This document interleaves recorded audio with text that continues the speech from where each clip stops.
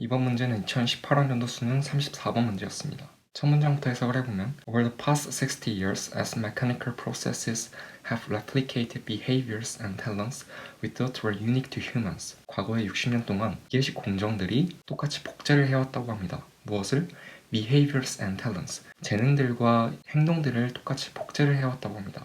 이러한 재능과 행동이 뭐냐면 우리가 생각하기를 이것이 인간의 특징이라고 합니다. 인간의 고유한 특징과 재능이라고 생각을 하는데 이런 것들을 똑같이 복제를 함으로써 We have to change our minds about what sets us apart. 우리는 마음을 바꿔야만 했다고 합니다. 무엇에 대해서? set apart는 우리를 구별하는 거죠. 즉 인간을 인간으로서 구별할 수 있는 것들에 대해서 의식을 바꿔야만 했었다고 합니다. 자, 우리는 첫 문장을 읽고 이 글이 과거로 시작한다는 것을 알 수 있었습니다. 자, 과거 얘기를 함으로써 우리는 예측할 수 있는 것은 뒷문장은 현재 또는 미래를 언급하면서 그 사이에 변화가 있을 것이다 라는 것을 예측할 수 있습니다. 좀 더 해석을 해보면 과거에는 인간의 고유한 특징이 지배적이었지만 시간이 갈수록 즉 AI가 발명이 될수록 그렇지 않게 됐다 라는 것을 또 예측을 해볼 수 있습니다. As we invent more species of AI, we force to surrender of what is supposedly unique about humans. 우리가 AI 종들을 더 많이 발명을 함으로써 surrender는 여기서 포기하고 넘겨주는 그림입니다. 우리는 포기를 해야 할 것이라고 합니다. 무엇에 대해서? 인간의 특징, 인간의 고유한 특징에 대해서 더 많은 것들을 포기하고 넘겨줘야 될 것이라고 합니다. Each step of surrender, you're not the only mind that can play chess, fly a plane, make music, or invent a mathematical law. will be painful and sad.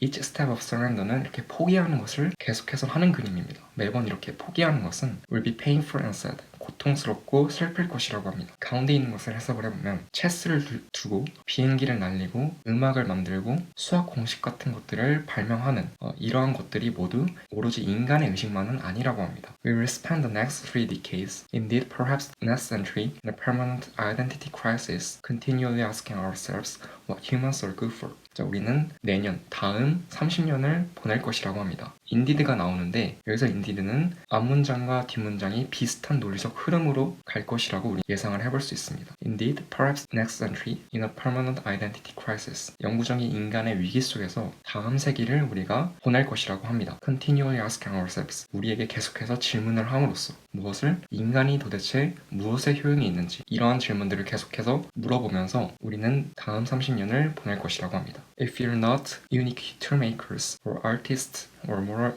ethicists, then what if anything makes us special? 자, 우리가 만약에 이렇게 특별한 도구 제작자나 예술가나 도덕적 윤리학자가 아니라면은 오히려 그렇다면 우리를 특별하게 만드는 것은 무엇인가? 질문을 하고 있습니다. The grandest irony of all, the greatest benefit of everyday utilitarian AI will not be increased productivity or an economics or abundance or a new way of doing science. All those will happen. 자, 가장 큰 아이러니들 중에서 우리 일상에서 가장 큰 베네핏이죠. 혜택은 무엇이냐면 실용적인 AI가 productivity, 생산성을 늘리지는 않을 것이라고 합니다. or 경제적 풍요 또한 늘리지 않을 것이라고 합니다. 혹은 이렇게 과학을 행하는 새로운 방식이 아닐 것이라고 합니다.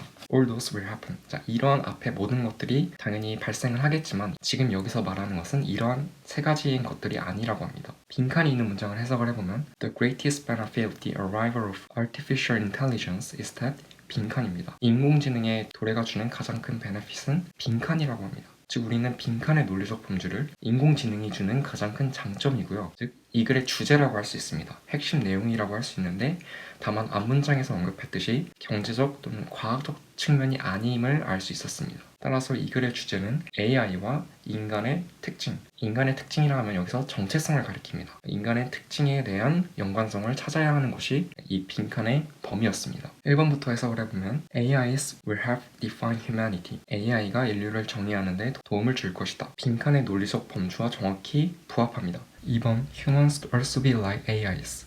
인간도 AI와 같아질 수 있다. 이 글의 핵심 대상은 인간의 특성이기 때문에 궁극적인 목적은 AI가 아니라 인간이어야 합니다. 따라서 인간이 AI와 같게 될 수 있다라는 말은 인간이 AI를 따라가는 느낌이죠.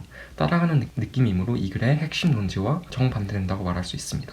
3번 Humans will be liberated from hard labor. 인간이 노역으로부터 해방될 것이다. 이것이 AI의 장점은 분명히 맞겠지만 앞서 언급했듯이 여기서 말하는 것은 노역과 같은 생산성을 말하는 것이 아니라 그 외에 AI가 가지는 이점에 대해서 말하고 있습니다. 4번 AIs could lead us in resolving moral dilemmas. AI가 우리로 하여금 도덕적 딜레마를 해결하게 해준다.